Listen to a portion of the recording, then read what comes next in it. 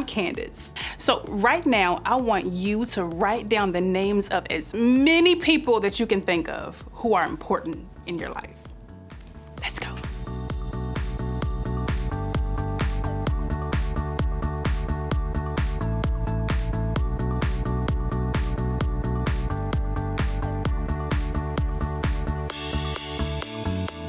All right, so hopefully you wrote down the names of everyone that you could think of who's important in your life. The people in your class, at church, your family, your team, all of the people that you know in a very personal way. Now, you know these people's names because they mean something to you, right? And if you're anything like me, you hope that you mean something to them in return. Now, that's why I think it really stings when people don't get your name right. I mean, is there anything worse than someone getting your name wrong? When you tell them your name and they forget, or when they should know your name, but they still just cannot get it right. Take a look at this. Candace. Now, I spell my name with an I, but that's nothing compared to this. Now check this out. So I've always gone to the same schools that my big sister's gone to, and I've always had the same teachers. And they were always calling me Tiffany, her name. So once we were sitting in class and the teacher saying, Tiffany, Tiffany, Tiffany, and I'm minding my business because my name isn't Tiffany, so why in the world would I respond to that? And then I realized, oh, she's calling on me, and it was so embarrassing. Now, of course, when the barista at Starbucks or the substitute teacher called you by the wrong name, you don't really correct them, right? You just move on because chances are high that the relationship ends right there as soon as I walk out of the store with my drink. It's done. Them calling you the wrong name doesn't really impact your life beyond that very moment. You're not losing sleep because the guy in the Starbucks added an A instead of an I in Candace, or the substitute teacher couldn't figure out how to actually pronounce Aaron. But if your best friend, your coach, your group leader got your name wrong, if they misspelled it or mispronounced it or even forgot your name, well, that hurts. Why? Because they're supposed to be the people who really know you, right? They're the game-changing, important relationships in your life. They are the people that you listen to, that you lean on, the ones that you turn to, right? When you're in need. They are the people that you want to know your name because with them, it's personal. Now, the reality is we all want somebody to know our name. We all want to feel like someone knows us in a real way. It makes us feel important. It helps us to feel seen. You see, when someone really knows our name, it's a sign that they know us, and that feels personal.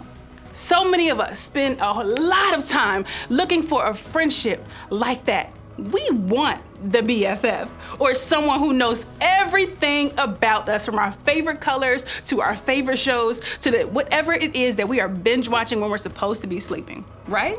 The kind of friendship where someone understands us without even saying a word. We want someone who cares about us, values us, and stays right close to us. We want a friend who knows our name because they know us in a real and a personal way.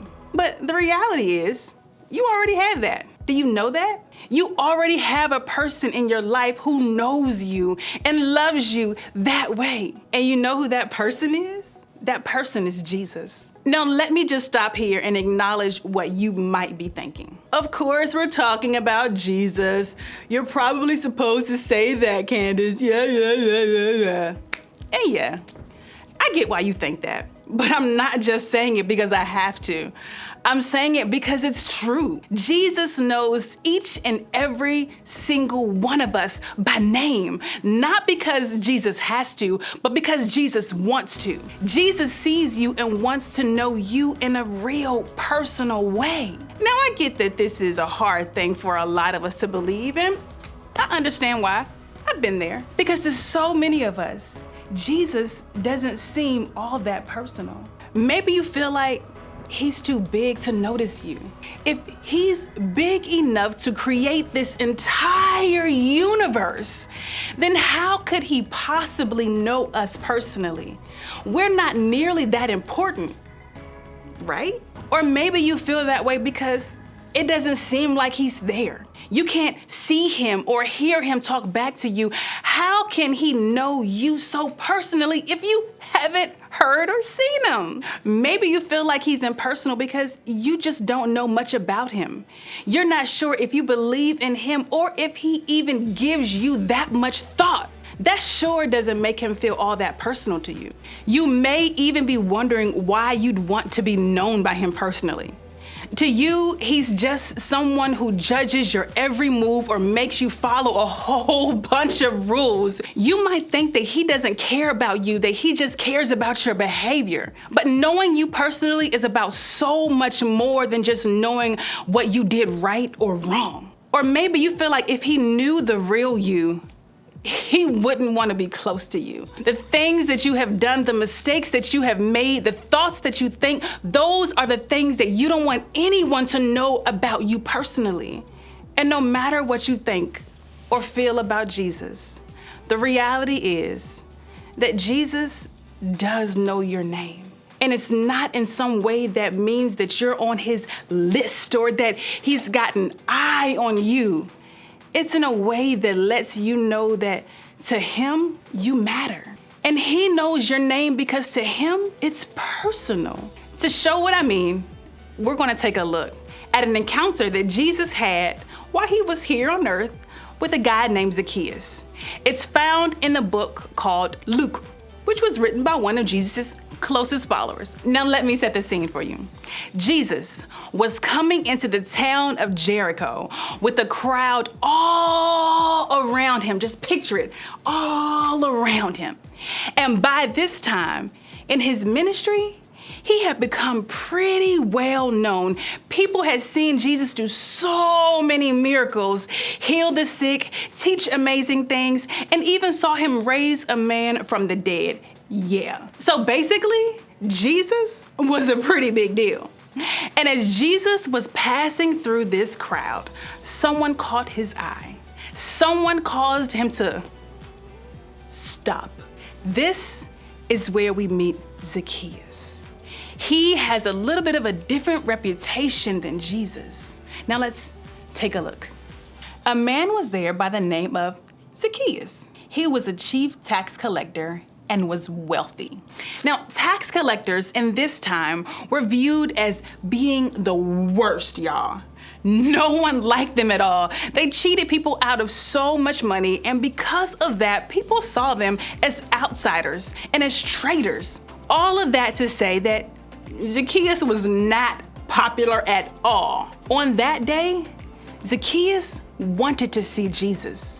So as a shorter guy, he had to climb up a tree to get a glimpse. And in that tree, Zacchaeus got a lot more than he probably expected. When Jesus reached the spot, he looked up and said to him, "Zacchaeus, come down immediately. I must stay at your house today." Now, think about this. Out of this huge crowd of people, Jesus stopped and called out to just this one guy, Zacchaeus. Jesus called his name. How startling it must have been for Zacchaeus that Jesus not only knew his name, but that he said his name out loud. Jesus called to him in front of everyone. Remember Zacchaeus, he was not popular with the crowd, and Zacchaeus knew it. He probably knew that Jesus knew it too. So to have Jesus not just notice him in that tree, but notice him by name, that was a big deal. That made it personal.